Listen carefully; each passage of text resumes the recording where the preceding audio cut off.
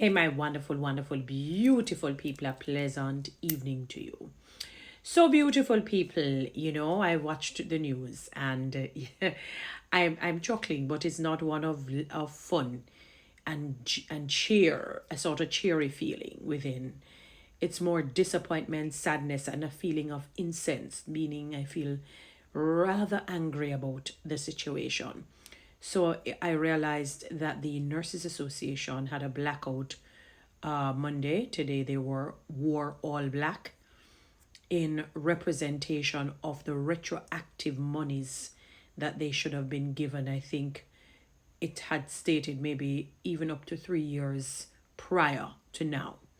Something of the sort. I may have had the particular number of years off, but it is for a while, you know, and they have tried to get ear with the Ministry of Finance and I guess the Ministry of Health and Wellness, and to no avail. And it brought me to when the last year, I remember in January, I think it was, or February, where sometime early last year, the Civil Service Association, Mrs. Tisha Clark Griffiths, had come out and she had, aired her grouses as it relates to, trying to get voice with the Ministry of Finance, and at the time, the Minister of Finance, not this current one, and could not, with no avail. And it was a meeting that should have been had in which number of reinstatements take place. So be it retroactive salaries, be it uniform allowance reinstatement. I mean, the list goes on and on and on. And to date, neither of the two organizations, let us put it that way, two different entities but belong in the public sector, the Nurses Association, the Civil Service Association, still cannot come to a resolution and they be given money. And when we speak out as a Jamaican people again on these things, you will have people will come, where are they to get the money from? Where are they to get the money from? In recent times, I was reading an article of where Jamaica was given, the government was given $1.5 billion from the US aid. I don't remember the name of the white lady that was speaking. And I mean, that is just one example of many in terms of the enormous amount of money that comes into our country. It is unbelievable. It is unbelievable. So I chuckle, because I said, where can the money go? Unless we have alien life form and we now share our monies with them, and monies can be traded on the different planets. Jupiter, Saturn, Mars. I mean, I literally have to take it as ridiculous as that, because I hate when people come and say that there is no money. Then where has the money gone? Because it has not left the planet Earth. Where has the money gone? How is it that conveniently, when certain people of the public sector were to get 100%, 200%, and 300% increase, monies miraculously appeared? But when the public sector workers, the Civil Service Association, the Nurses Association, and I'm sure others are to get it, there is no money. Let us say they're to get it, it takes a long time before it is given. It is given even in tranches. And sometimes their original salaries are still less than those people who had got the 100%, 200%, 300% original salaries. It's still far less than their original salaries. So what they're saying is that we're always putting a gulf between the two of you. It's like saying myself and Usain Bolt in his heyday being in a race, and me thinking that I'm going to win. The only way I would win is if he somehow false starts, or let us say he falls ill or hurt his foot. Some sort of calamity like that happen, because I could never beat him. Outside of those, that parameter, it's always going to be a case like that.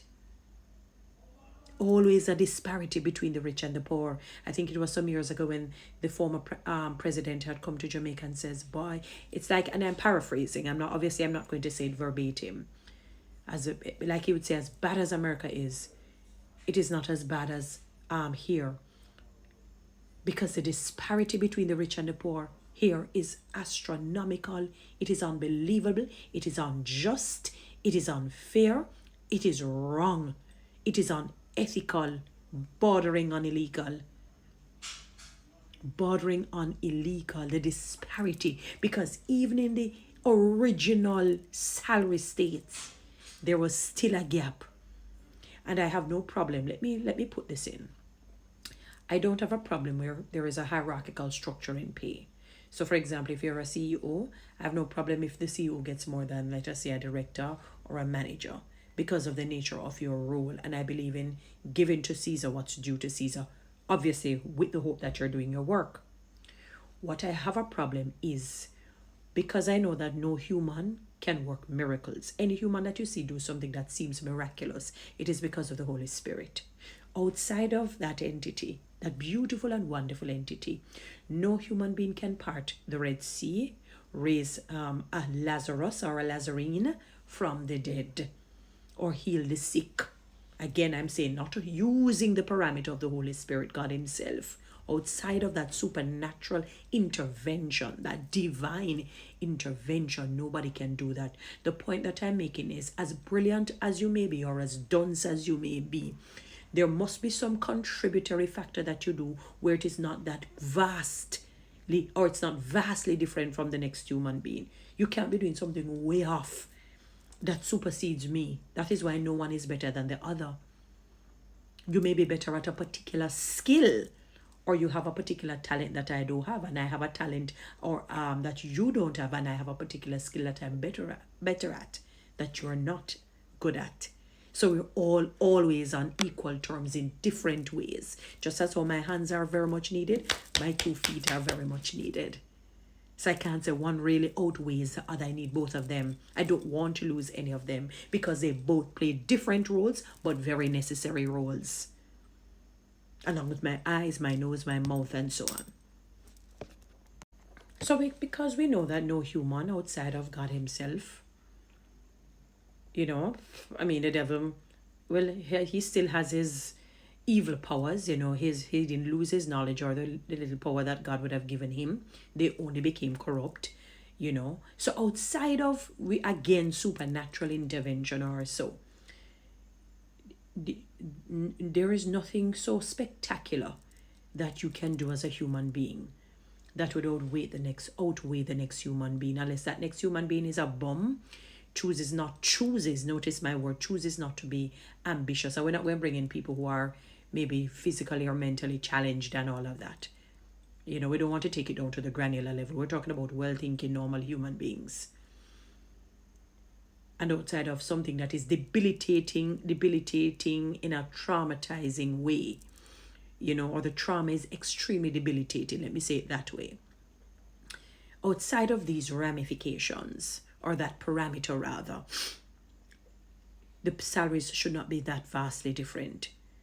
If what I'm saying is so off, why countries like Cuba, for example, if you're a medical doctor versus let's say a teacher, or you clean you're the garbage collector, whatever it is, either the salaries are almost in tandem, because I don't necessarily agree, but I'm just simply saying they are having the same thinking. It's just that all are playing a different role. Yes, some may be a little bit more essential, like when it deals with life or death, like a medical doctor or something of the sort. It may be a little bit because you're dealing with the human being body, the human being itself, or the body itself. But can you imagine if the earth is polluted and nobody cleans the garbage? It wouldn't even make any sense to have any doctors. Can you imagine if you have no teachers in the school? You think illiteracy is bad now? So I'm saying that the disparity between the rich and the poor should never have been this great. The people should have gotten their money as civil servants, all civil servants. The nurses associations, teachers, whomever it is, even those in the private sector. It is a travesty of justice. It is unjust, it is unfair, it is wrong, and I pray God intervenes. Guys, you know what to do. Read TikTok and YouTube. Give me a like and subscribe.